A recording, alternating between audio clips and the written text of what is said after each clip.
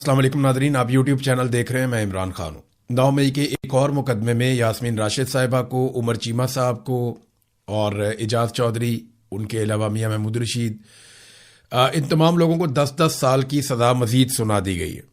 यानी आप देखें पाकिस्तान में किस तरीके से इंसाफ हो रहा है कि एक ही शख्स या एक ही खातून एक वक्त में अलग अलग मुकदमों में गिरफ्तार की जाती हैं और पाकिस्तान की रियासत उन्हें सज़ा देती है सिर्फ इस जिद में कि हमने इन्हें शिकस्त देनी है। यानी पाकिस्तान के इदारों का एक पॉलिटिकल पार्टी से लड़ना बनता है। पॉलिटिकल पार्टी को अवाम ताकत देते हैं और अवाम उसे बनाती है, जबकि इदारों को अवाम तनख्वाह देते हैं जिस पे इदारे या उसमें काम करने वाले लोग पलते हैं। पॉलिटिकल पार्टी जो है वो मौजूद रहती हैं। यहाँ पे दुनिया में 100-100 साल, 200 साल, इससे ज़्यादा टाइम की भी पॉलिटिकल पार्टीज हैं, वो काम कर रही हैं। जबकि जो आदमी हैं वो इदारों में आते हैं और फिर चले जाते हैं। इदारे बनते भी हैं, ख़त्म भी होते हैं। लेकिन पाकिस्तान की रियासत को पूरी तरह कंट्रोल किया गया है मिलिट्री एस्टेब्लिशमेंट के ज़रिए से, और अब वो लोगों से इंतकाम ले रहे हैं। ये इंतकाम नहीं है तो और क्या है? यानी यास्मीन राशिद आपको दहशतगर्द लगती हैं, कभी सोचिए, या एजाज चौधरी जो इस वक्त बहुत क्रिटिकल सिचुएशन में है अपनी सेहत के हवाले से, क्या वो एक दहशतगर्द है? शाह महमूद कुरैशी साहब को इस केस में बरी किया गया, और वो इसलिए भी करते हैं कि लगे कि जनाब हम बड़ा इंसाफ कर रहे हैं। हालांकि ये सारे एक तरह से बेगुनाह हैं। शाह महमूद कुरैशी साहब हर केस के अंदर अगर बाइज्जत बरी होते चले जा रहे हैं तो फिर उन्हें जेल में क्यों रखा हुआ है? आपको याद होगा कि अगस्त 2023 में शाह महमूद कुरैशी साहब को गिरफ्तार किया गया था। मैंने उनकी गिरफ्तारी नहीं देखी, उस वक्त मैं खुद जबरी तौर पर लापता था। तो जब शाह महमूद कुरैशी साहब को अगस्त 2023 से लेकर अब तक गिरफ्तार रखा गया तो किस मुकदमे में रखा गया? हर जगह पे तो वो बाइज्जत बरी हो रहे हैं, हर जगह पे तो उनको छोड़ा जा रहा है। एक दिन उनको बकायदा बेल भी मिल जाती है, फिर भी उनको नहीं छोड़ा जाता। तो एक जुल्म और ज्यादती की दास्तान है जो पाकिस्तान में लिखी जा रही है। और जो लोग कहते हैं कि बातचीत चल रही है, मुज़ाकरात चल रहे हैं, कोई रिलीफ मिलने वाला, कोई चक्कर नहीं है। ये काम है सारा मिलिट्री एस्टेब्लिशमेंट का। मैं आपको लिख कर देता हूं कि किसी सियासतदान में इतनी जुर्रत नहीं है कि वो दूसरे सियासतदान के साथ इस लेवल का जुल्म और ज्यादती करे, क्योंकि हर सियासतदान ये जानता है कि कल को मेरी बारी खत्म होगी और इसकी बारी आ जाएगी। ये पाकिस्तान की मिलिट्री एस्टेब्लिशमेंट ही कर सकती है, जिनके दिमाग में ये बात बैठ गई है कि हमारी बारी हमेशा रहेगी, हम हमेशा इक्तदार में और ताकत में रहेंगे, हमसे कोई इक्तदार और ताकत नहीं छीन सकता। और पाकिस्तान के 70 साल इस बात की गवाही दे रहे हैं। अब ये सियासतदानों पे मुनहसिर है कि उन्होंने बारी बारी मार खानी है या मिलकर इस अफरियत को किसी पिंजरे में बंद करना है।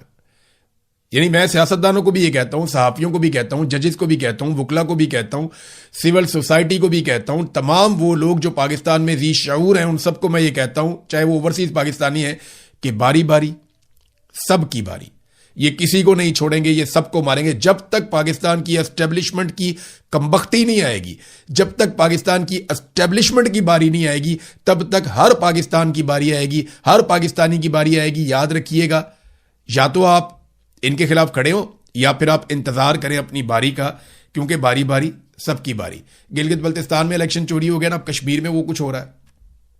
कश्मीर में जो भी हो रहा है, एक प्रोपेगेंडा किया जाता है, एक आधा आदमी कोई सख्त जुमला बोल देता है, ओवरसीज पाकिस्तानी या कश्मीर के अंदर कोई जज्बाती नौजवान कोई बात कर देता है, यानी जिसके घर के अंदर लाश पड़ी हुई होगी, जिसके दोस्त को या किसी अजीज को आप मार देंगे, या आप उसे जख्मी कर देंगे अस्पताल के अंदर, या आप टॉर्चर करेंगे, या आप उसी को जख्मी कर देंगे, वो आदमी मुंह से उसके फूल तो नहीं झड़ेंगे ना भाई। लोगों को गुस्सा आता है, लोग रिएक्शन देते हैं। आपने, हुकूमत ने तदब्बुर का, समझदारी का मुजाहरा करना होता है, लेकिन यहां पे उल्टा काम चल रहा है। मिलिट्री एस्टेब्लिशमेंट एक जुमले की तलाश में रहती है, जैसे ही कोई एक जुमला कहीं से मिलता है प्रोपेगेंडे का बाजार गर्म कर देते हैं।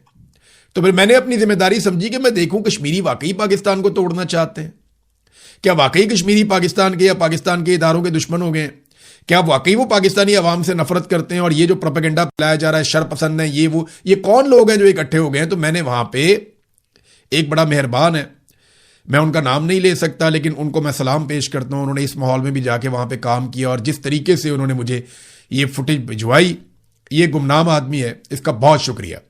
एक दिन आएगा कि मैं सबके सामने भी बताने के काबिल होऊंगा कि ये शख्स है, लेकिन मैं अभी उसकी जान को खतरे में नहीं डाल सकता। बहरहाल देखिए कि कश्मीरी जो एहतजाज कर रहे हैं इस वक्त, वो क्या कहते हैं इस प्रोपेगेंडा के बारे में। मैं आम कश्मीरियों की बात कर रहा हूं, ये सुनिए जरा आप। जो यहाँ पे मुजाहिरीन बैठे हुए ये नहर खुले आसमान तले जो है वो बैठे हुए हैं, रात को वो सोते हैं तो सुबह उठ के पता लगता है कि पूरी कश्मीरी कौम दहशतगर्द है। हम किसी पाकिस्तानी के खिलाफ नहीं है, पाकिस्तान के मेहनत कश मजदूर हम ये समझते हैं कि वो हमसे ज्यादा मजलूम है, वो भी हमारी इस लड़ाई के अंदर शामिल है, हम मिलकर ये लड़ाई लड़ेंगे। हमें जो है वो दहशतगर्द डिक्लेयर करके हमारे निहत्ते लोगों पर गोलियां बरसाई गई और इससे वाज़िहतन पता चलता है कि कौन किसके खिलाफ है। और पाकिस्तान कल भी हमारा भाई था और आज भी हमारा भाई है, ठीक है।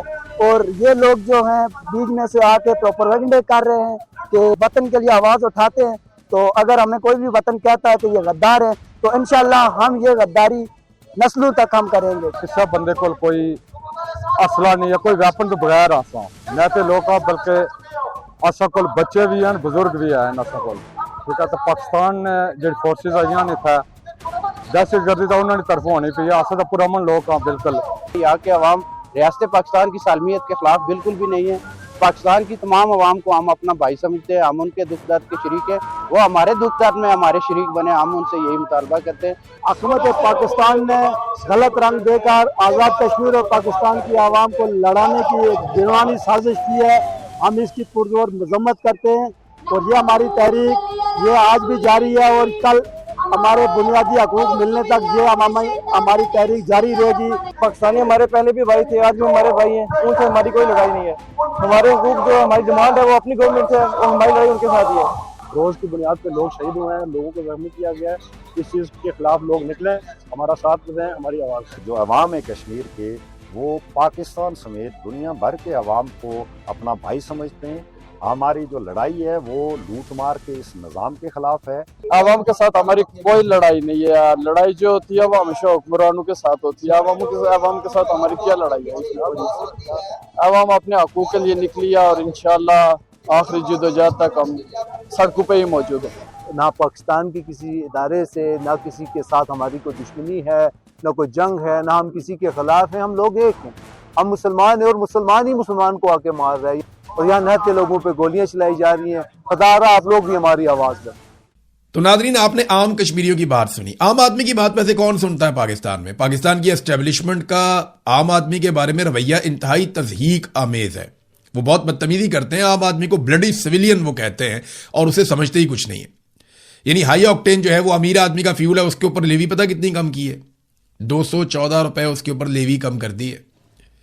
यानी उसको कितना बड़ा रिलीफ दिया है इन्होंने कि जनाब लेवी 214 रुपए कम कर दी हाई ऑक्टेन के ऊपर। जहाज का जो पेट्रोल है वो सस्ता किया, आम आदमी का पेट्रोल महंगा किया। ये पाकिस्तान के अंदर स्टेट ऑफ अफेयर्स है, गवर्नमेंट इस तरीके से चल रही है। और ये टाउट हमें समझाते कि हैं और बयानियां किस तरह बनाते हैं कि जनाब देखें ना, पाकिस्तान के अंदर पेट्रोल अब भी अमेरिका से, बरतानिया से, पता नहीं कौन कौन से मुल्कों से सस्ता है, वहां पे पेट्रोल ज्यादा महंगा बिकता है। और भाई वहां पे आपने अफोर्डेबिलिटी भी देखनी होती है।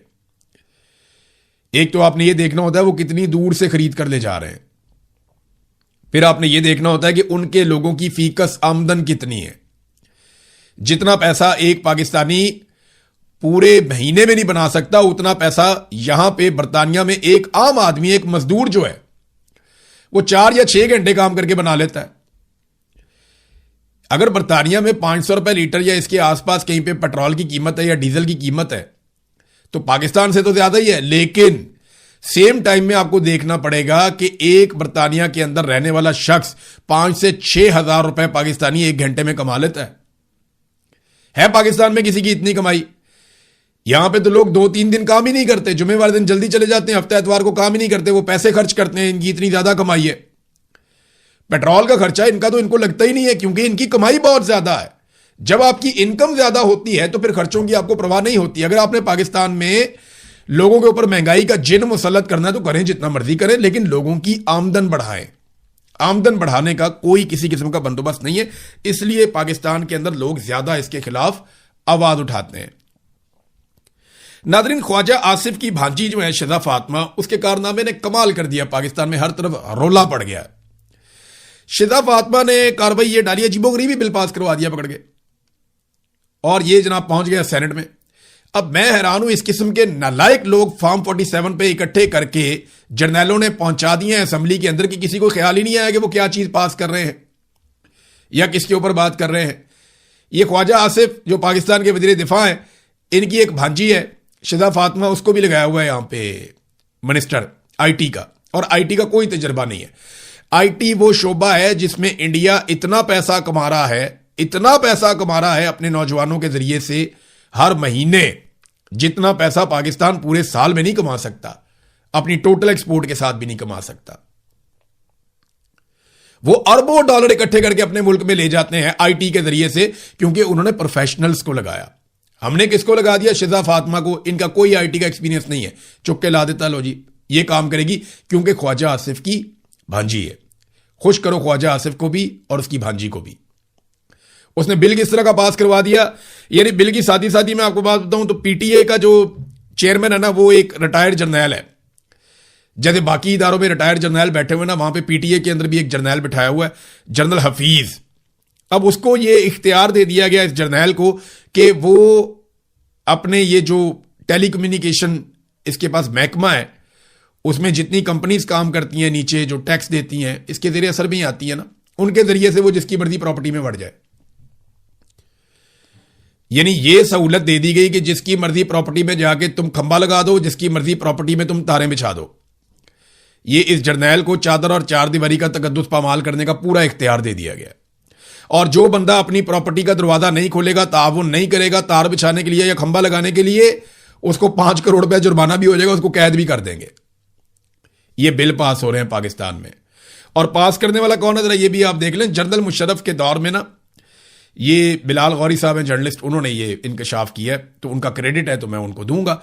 जनरल मुशर्रफ के दौर में एक जर्नैल था, जनरल मुशर्रफ का बड़ा करीबी, और vice chief of army staff general Yusuf, उसका बेटा है जनाब इस वक्त, जिसको शहबाज शरीफ ने बराह रास्त उठाकर लाकर वफाकी सेक्रेटरी लगा दिया है, जरार हाशिम खान। यह है जनाब बंदा जो इस बिल के पीछे है। यानी कार्रवाइयां आप इनकी चेक करें कि हम एक ऐसा कानून पास करेंगे कि जिसकी मर्जी प्रॉपर्टी में जाके खंबा, सबसे पहले एक खंबा ख्वाजा आसिफ के घर में क्यों ना लगा दें, और दूसरा शिजा फातिमा के घर में जाके खंबा लगा दें, और अगर ये जरा सी चूं चां करें तो इनको 5-5 करोड़ का जुर्माना करके अंदर कर दें। ये ज्यादा बेहतर नहीं हो जाएगा? इन्होंने मजाक बना दिया पाकिस्तान को, यानी मुखालिफिन को कुचलने के लिए एक और हरबा। यार ये बंदा पसंद नहीं है, लाओ एक खंबा उधर जाके। ये इस तरह की कार्रवाइयां हैं, और हर महकमे के ऊपर अपना जर्नैल बिठाया हुआ है ताकि जब जरूरत पड़े बवक्ते जरूरत काम आए। जब कहें जनाब ये कार्रवाई डाल दें वो डाल देता है, जब कहें इंटरनेट बंद कर दो वो बंद कर देता है, जब को मोबाइल बंद कर दो वो बंद कर देता है, जब को फलानी कंपनी का बाजू मरोड़ दो मरोड़ देता है। वो जो उसको कहते हैं ना वो वही करता है। तो इन्होंने जर्नैल इसीलिए रखे हुए हर जगह के ऊपर, क्योंकि मिलिट्री एस्टेब्लिशमेंट पूरे तरीके से पाकिस्तान पर राज करना चाहती है। अब पाकिस्तान पीपल्स पार्टी को इसमें तकलीफ हो रही है गिलगित बल्तिस्तान में।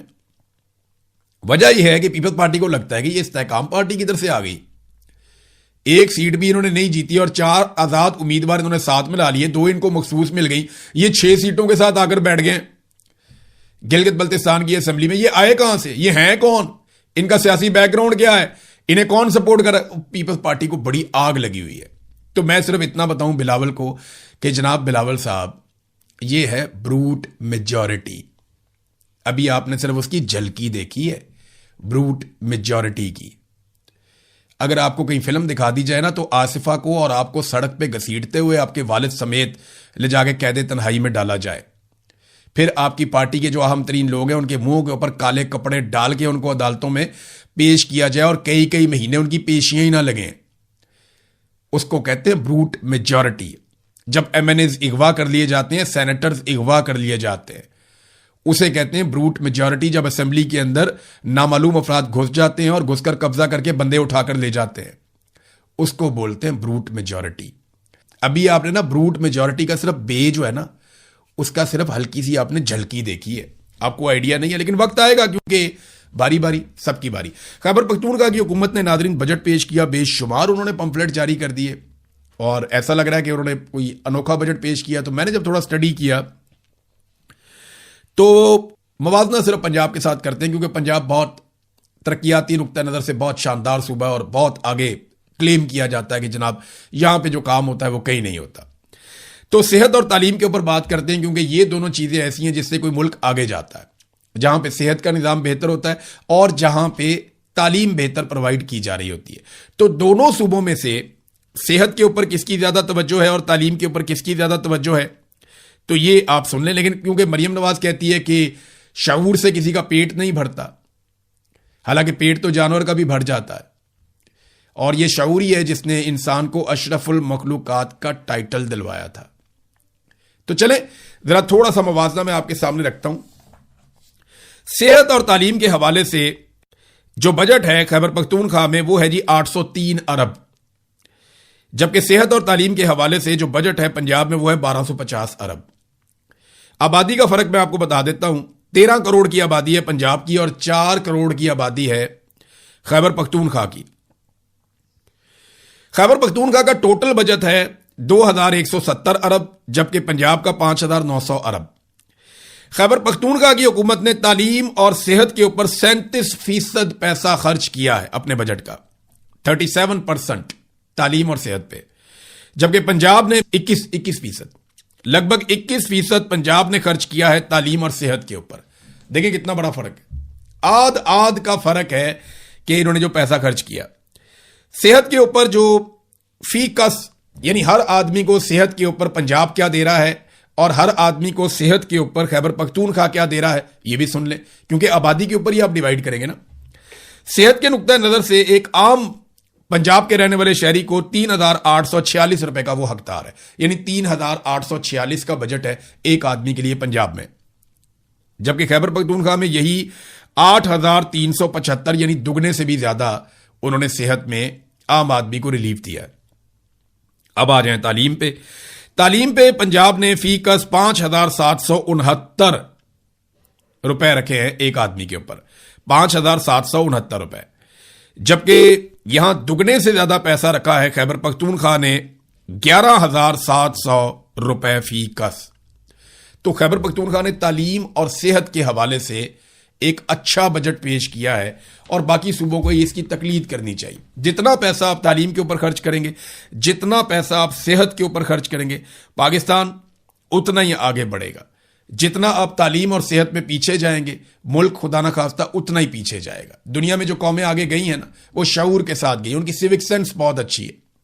जितनी गाड़ियां मैंने यहां पे एक शहर में चलती हुई देखी हैं, इतनी शायद पूरे पाकिस्तान में होंगी, लेकिन क्योंकि यहां पे लोगों को बाकायदा हर चीज समझाई जाती है, तालीम है, शऊर है, तो चीजें बहुत शानदार तरीके से मैनेज होती है। ये पाकिस्तान में भी हो सकता है, ये सब कुछ हो सकता है, लेकिन उसके लिए नीयत चाहिए। ये बदनीयत बैठे हुए हैं, ये डेवलपमेंट के प्रोजेक्ट ले आते हैं और MNAs और MPs के फंड्स जारी कर देते हैं, और उसमें से अपने कमीशन बना के अपने बच्चों को पढ़ने के लिए या रहने के लिए या अपनी फैमिलियों के लिए। अभी यहां पे एक खातून मिनिस्टर है, उसके बारे में बताया जा रहा है कि इसने लंदन के अंदर एक और अपार्टमेंट ले लिया है, बहुत महंगा अपार्टमेंट है। तो देखिए ना, इनकी प्रायोरिटी ये है कि इन्होंने भाग जाना है पाकिस्तान से सबने, और हमारा पाकिस्तान वैसे ही रह जाएगा जैसा इतने सालों से है। ये बड़े बड़े जो मिलिट्री एस्टेब्लिशमेंट के लोग हैं, इनकी नौकरियां खत्म होती हैं, ये भाग जाते हैं पाकिस्तान से, अपने बच्चों को भगा देते हैं, फैमिली को भगा देते हैं, ब्यूरोक्रेट भी भाग जाते हैं, सियासतदान भी भाग जाते हैं, सब ने अपनी सेटिंग बाहर रखी हुई है, और हम पाकिस्तानी जो हैं वो या तो पाकिस्तान के अंदर मरने के लिए, तो या फिर दर बदर। अब तक के लिए इतना ही। अपना ख्याल रखिए, अपने चैनल का भी। अल्लाह हाफ़िज़।